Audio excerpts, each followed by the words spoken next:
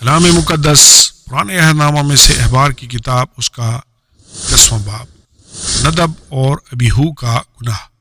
اور ندب اور ابیہو نے جو ہارون کے بیٹے تھے اپنے اپنے بخوردان کو لے کر ان میں آگ بھری اور اس پر اور اوپری آگ جس کا حکم خداوند نے ان کو نہیں دیا تھا خداوند کے حضور گزرانی، اور خداوند کے حضور سے آگ نکلی اور ان دونوں کو کھا گئی اور وہ خداوند کے حضور مر گئے۔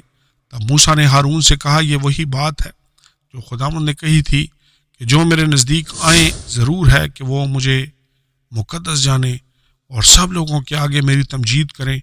اور ہارون چپ رہا۔ پھر موسیٰ نے میسائیل اور الصفن کو جو ہارون کے چچا عزیل کے بیٹے تھے بلا کر ان سے کہا، نزدیک آؤ اور اپنے بھائیوں کو مقدس کے سامنے سے اٹھا کر لشکرگاہ کے باہر لے جاؤ۔ پس وہ نزدیک گئے اور انہیں ان کے کرتوں سمیت اٹھا کر موسیٰ کے حکم کے مطابق لشکرگاہ کے باہر لے گئے۔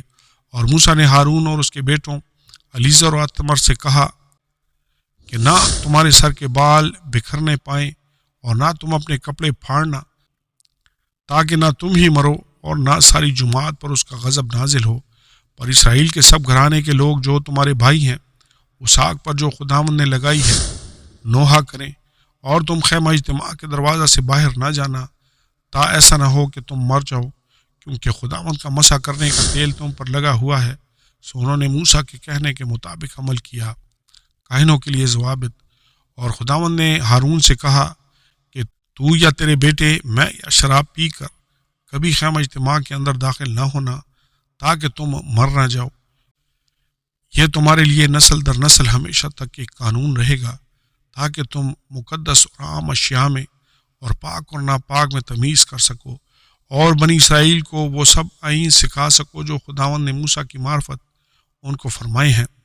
پھر موسیٰ نے ہارون اور اس کے بیٹوں الیعزر اور اتمر سے جو باقی رہ گئے تھے کہا کہ خداوند کی آتشین قربانیوں میں سے جو نذر کی قربانی بچ رہی ہے اسے لے لو اور بغیر خمیر کے اس کو مذبح کے پاس کھاؤ، کیونکہ یہ نہایت مقدس ہے، اور تم اسے کسی پاک جگہ میں کھانا، اس لیے کہ خداوند کی آتشین قربانیوں میں سے تیرا اور تیرے بیٹوں کا یہ حق ہے، کیونکہ مجھے ایسا ہی حکم ملا ہے۔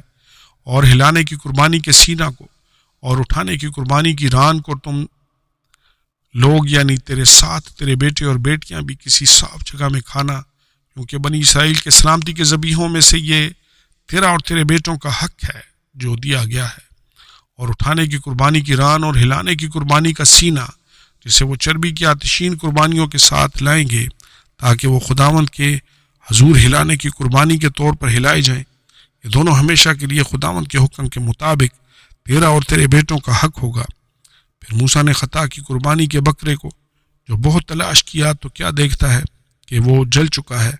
تب وہ ہارون کے بیٹوں الیعزر اور اتمر پر جو بچ رہے تھے ناراض ہوا اور کہنے لگا کہ خطا کی قربانی جو نہایت مقدس ہے اور جسے خداوند نے تم کو اس لیے دیا ہے کہ تم جماعت کے گناہ کو اپنے اوپر اٹھا کر خداوند کے حضور ان کے لیے کفارہ دو، تم نے اس کا گوشت مقدس میں کیوں نہ کھایا؟ دیکھو اس کا خون مقدس میں تو لایا ہی نہیں گیا تھا، بس تم کو لازم تھا کہ میرے حکم کے مطابق تم اسے مقدس میں کھا لیتے۔ تب ہارون نے موسیٰ سے کہا، دیکھ آج ہی انہوں نے اپنی خطا کی قربانی اور اپنی سوختنی قربانی خداوند کے حضور گزرانی، اور مجھ پر ایسے ایسے ہاتھ سے گزر گئے۔ بس اگر میں آج خطا کی قربانی کا گوشت کھاتا تو کیا یہ بات خداوند کی نظر میں بھلی ہوتی؟ جب موسیٰ نے یہ سنا تو اسے پسند آیا۔ آمین اور آمین۔